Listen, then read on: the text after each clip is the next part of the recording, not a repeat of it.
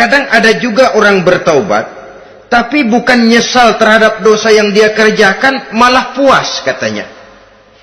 Dia ngomong sama teman-temannya, saya dulu zaman muda sudah kenyang judi, kenyang zina, kenyang mabuk-mabukan, sudah puas. Sekarang tinggal benernya saja, saya sudah taubat. Taubatnya sih bagus, tapi puasnya itu yang jelek. Kenapa harus dikatakan puas? Bukan puas, menyesal. Menyesal saya dulu. Kenapa hanyut terjebak dosa? Kenapa tenggelam di meja judi? Kenapa tenggelam di minum-minuman keras? Kenapa hanyut kepada perbuatan munkar dan maksiat? Saya menyesal sekali. Menyesal diperintah dan bukan malah puas. Dari rasa menyesal ini nanti timbul hal yang kedua, yaitu berniat tidak akan mengulangi lagi perbuatan dosa. Kalau menyesal tapi masih diulangi lagi, itu belum taubat yang sebenarnya. Saya kapok, menyesal, tidak mau minum minuman keras lagi. Besok tidak ada minuman keras, malah pusing. Nyari kesana kemari. Itu belum taubat yang sebenarnya. Jadi setelah menyesal, berniat tidak akan mengulangi lagi perbuatan dosa itu. Kalau menyesal tapi masih diulanginya lagi, itu sama saja dengan main-main. Saudara-saudara kaum muslimin rahimakumullah, barangkali itu yang orang namakan dengan taubat sambal namanya.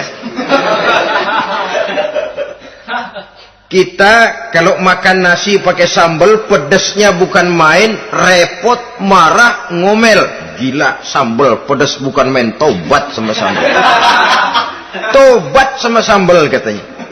Tapi 2-3 hari kemudian dia makan lagi, nggak ada sambal, nyari.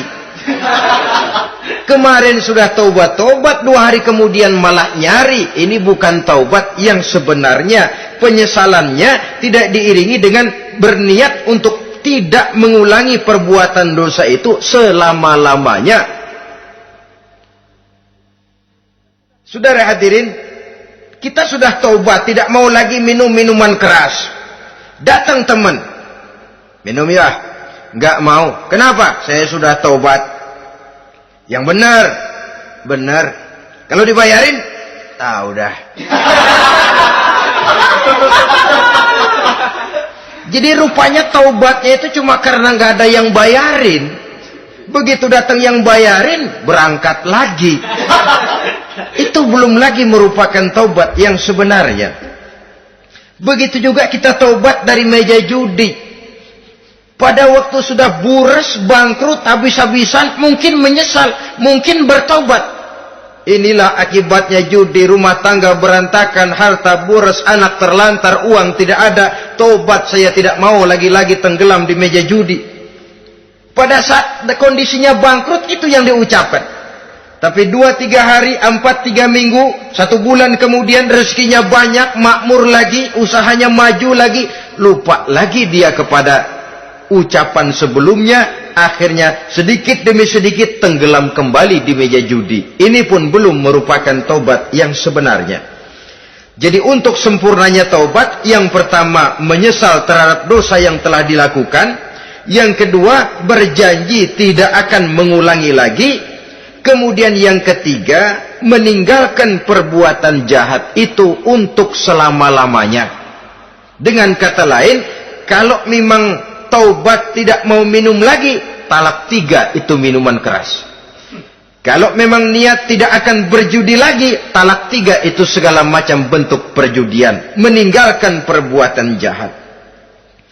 Yang keempat, menunaikan semua fardu dan kewajiban. Sebab barangkali pada saat kita tenggelam dalam dosa, perintah-perintah Allah, jangankan yang sunnah, yang wajib saja sering kita lalaikan. Maka apabila diri telah berniat melaksanakan taubat, maka tunaikan semua kewajiban yang disyariatkan oleh agama kepada kita.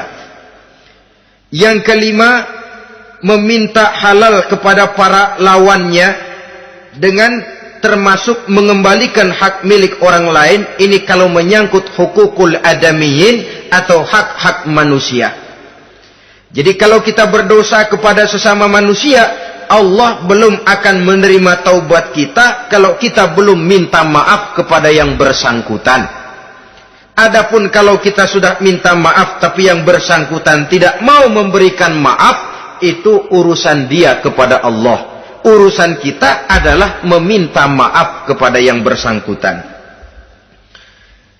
Hal yang keenam, mendidik atau melatih diri untuk bertaat kepada Allah. Sebagaimana kita dulunya telah melatih diri, memperturutkan diri untuk berbuat durhaka, lalu memperbaiki yang dimakan dan yang diminum, itu juga merupakan ciri dari orang-orang yang melaksanakan taubat kepada Allah Subhanahu wa ta'ala. Kemudian apalagi? Memperbanyak istighfar di dalam kehidupan. Disabdakan oleh Nabi, inna likulli da'in dawa'un wa dawa'u zunubi al-istighfar. Sesungguhnya segala macam penyakit tentu ada obatnya, dan obat dari segala macam dosa adalah istighfar.